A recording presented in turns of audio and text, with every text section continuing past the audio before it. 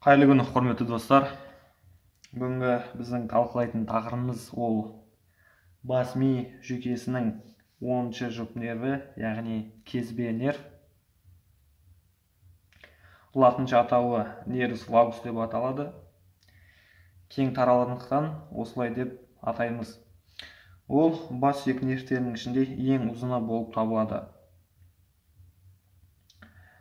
Бұның қызметі, яғни тармақтары арқылы тыныс алу ағзаларын, ас қорыту жолының едәуір бөлігін, мысалы сигма тәрізді тоғышекке дейін нервтендіреді. Сондай-ақ ол жүрекке оның соғуын баяулататын тармақтар беріп кетеді. Бұл нерв қызметіне қарай аралас нервке жатады, яғни 3 түрлі талшығы болады. Оның бірінші талшығы қозғалтқыш талшығы, екіншісі сезімтал, үшіншісі секреторлы немесе парасимпатикалық талшығы. Сәйкесінше бұл нервте 3 ядро болады. Нуклеус амбигус, екілік ядро. Яғни біз суретте сипатталған заттарды айтып кететін болсақ, мынау бізде ми бағанасы, яғни артқы көрінісі ромб тәрізді шұңқыр. Одан кейін адамның суреті көрсетілген. Біз қазір нуклеус амбигус, яғни екілік ядроны көрсетеміз. Ол міне сопақша мидың артқы бөлігі, яғни ромб тәрізді шұңқырда орналасқан.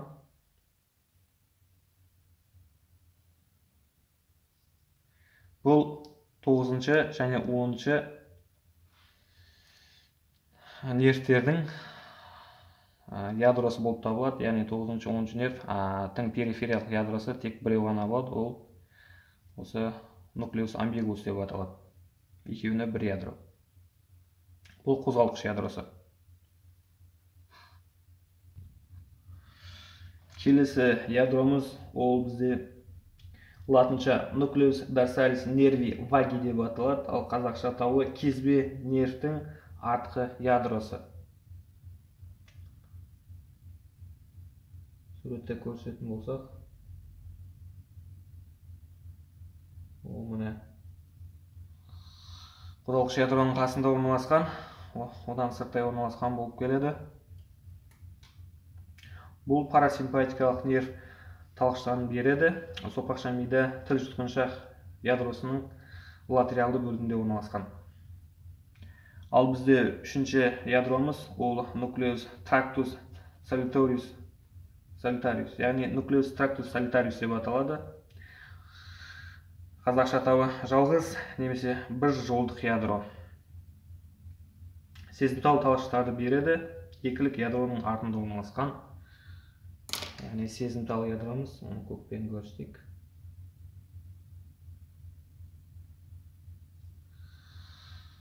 Ромб тәрізді шұңқырда сопақша ми деңгейінде орналасқан 3 ядро.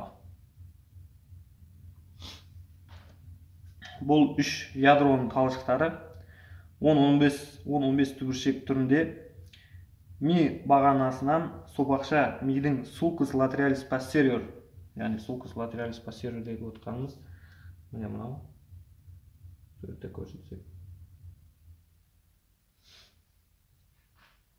Sulcus lateralis posterior ден шығады және жуан сабау түзеді.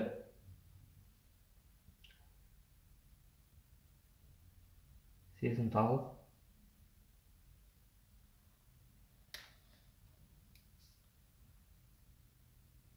Парасимпатикалық талшығы және қозғалтқыш талшығы.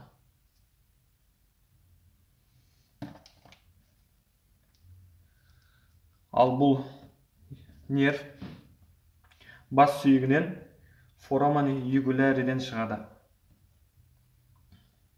Форамен югулярин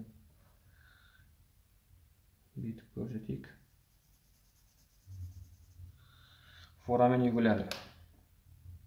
Форамен югуляриде бұл нерв ганглион супериорды түзеді. Форамен югуляриден өткеннен кейін ганглион инфериор түзеді.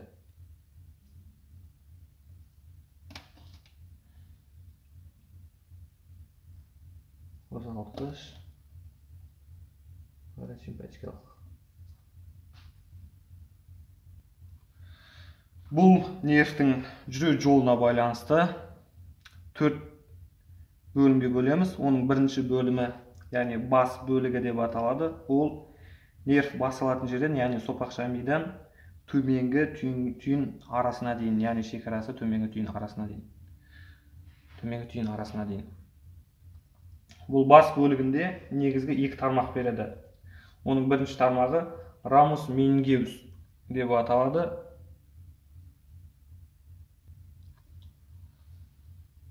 Яғни бұл бас миының қатты қабығына барып, қатты қабығын сезімтал талшықтармен нервациялайды. Ал екінші тармағы рамус аурикулярис деп аталады. Ол сыртқы есту жолының артқы қабырғасы мен құлақ қалқаны терісінің бір бөлігін иннервациялайды. Бұл 2 тармағы да ганглион супериордан шығады. Кезбе нервтің келесі бөлімі, яғни ол мойын бөлігі деп аталады. Мойын бөлігінің шекарасы төменгі түйіннен жоғары кеуде тесігіне дейін. Бұл өз кезегінде бірнеше тармақшалар беріп кетеді. Оның бірінші тармақшасы рамифарингей деп аталады. Жұтқыншақ тармағы, яғни қазақша атауы жұтқыншақ тармақшасы.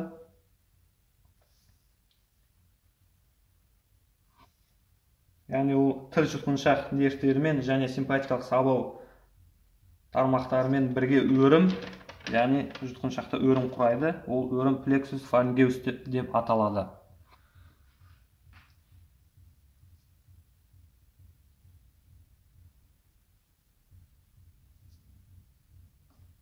Так, суретті көрсетіп кетейік.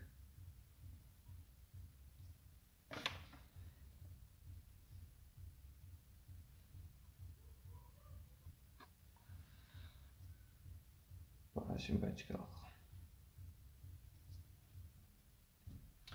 Яғни бұл жұтқыншақтың талдықыштарын, яғни констрикторларды және таңдай доғашықтары мен жұмсақ таңдайдың бұлшеттерін иннервациялайтын нерв болып келеді. Ал бұның сезімтал талшығы жұтқыншақтың шырышты қабығын иннервациялайды. Мойын бөлігінің келесі тармақшасы, ол бізде нервус ларингеус супериор деп аталады. Яғни ол көмейге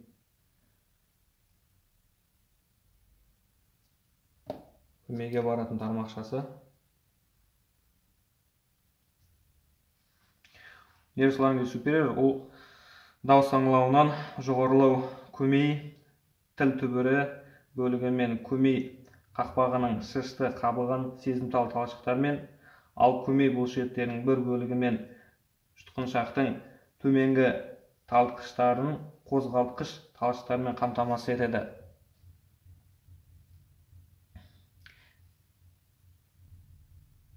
Мойын бөлігінің келесі тармақшасы ол рамикардиаци cervicalis superioris деп аталады.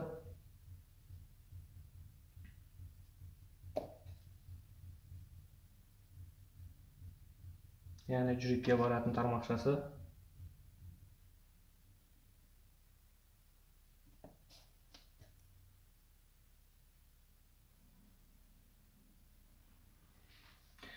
Яғни ол оң жақ кезбе нерв талшығы иық бас бағанасының алдынан, ал сол жақ кезбе нервтің талшығы қолқа доғасының алдынан жүрекке барады және жүректе симпатикалық сабаумен өрім құрайды. Яғни өрім плексус кардиакус деп аталады.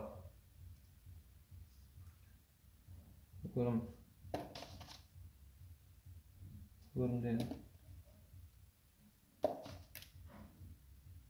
көрсетейік жүрекке баратын өрімі.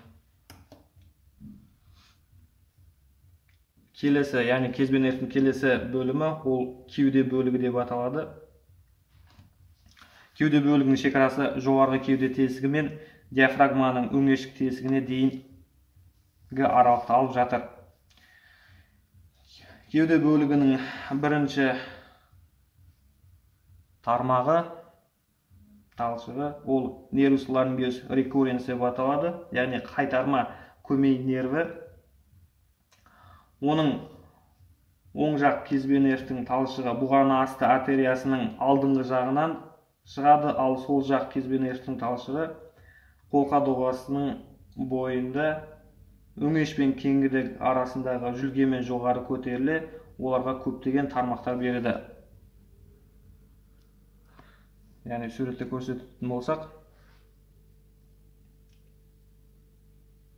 қайтарма, яғни қайтарма көмей нерві.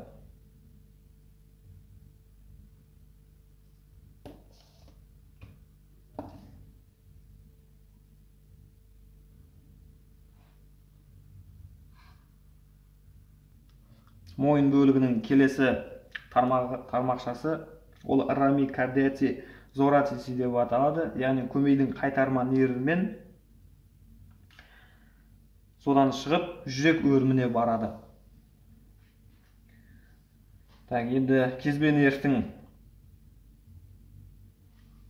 тағы бізде қозғалтқыш талшығы осымен бітеді. Енді сезімтал талшығы мен парасимпатикалық талшығы, олар бронхқа, яғни рами бронхиалис және трахеяға рами трахеалис және өңешке рами эсофагейге барады.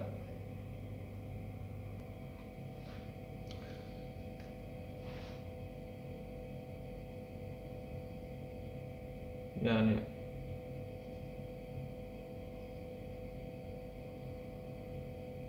бронхқа, өңешке және трахеяға.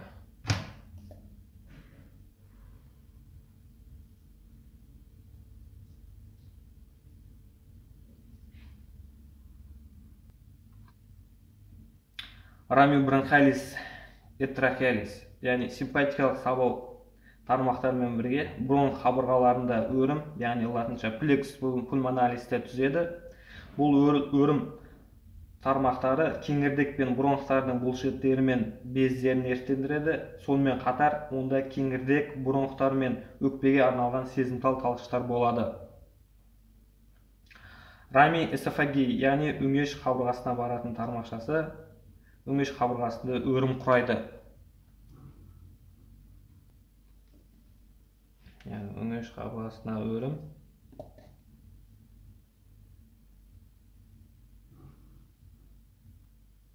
Кезбе нервтің келесі бөлігі іш бөлігі деп аталады, яғни төртінші бөлігі.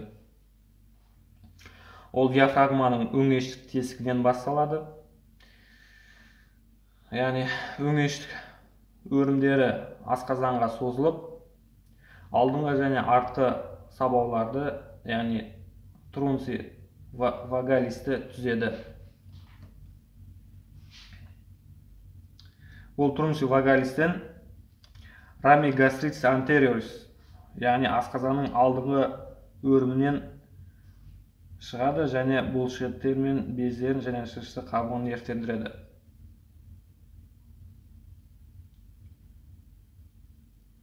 Асқазанның алдыңғы қабырғасына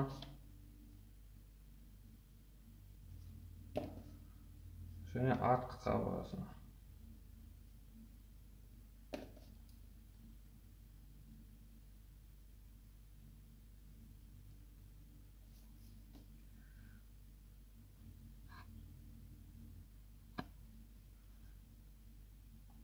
Мынау бізде өрім.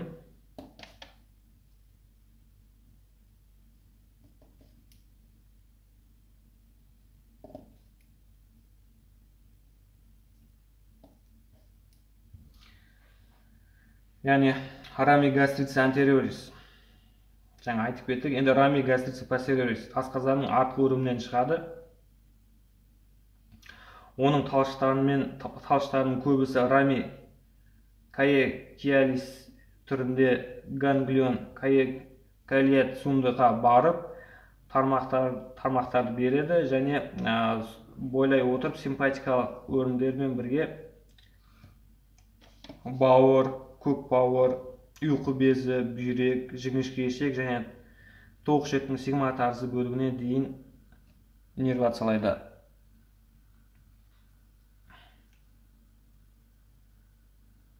Бауыр, көк бауыр,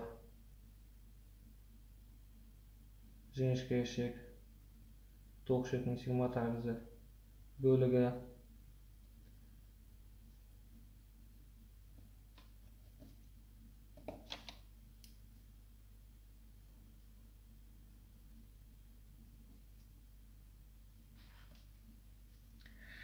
Бүгінгі тақырыбымыз өз соңына жетті. Арнамызға тіркеліп кетіңіздер.